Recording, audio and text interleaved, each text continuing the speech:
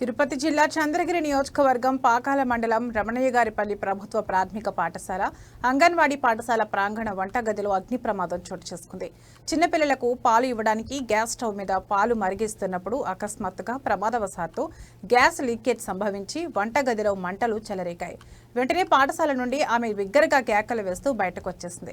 వంటగదిలో ఉన్న ఒక టేబుల్, 2 డస్ట్ బిన్లు, 3 కిలోల రాగి పొడి, 3 కిలోల బెల్లం, 2 సిలిండర్లు, ఒక స్టవ్ కాలిపోయాయి. ఎలాంటి ప్రాణ నష్టం సంభవించలేదు.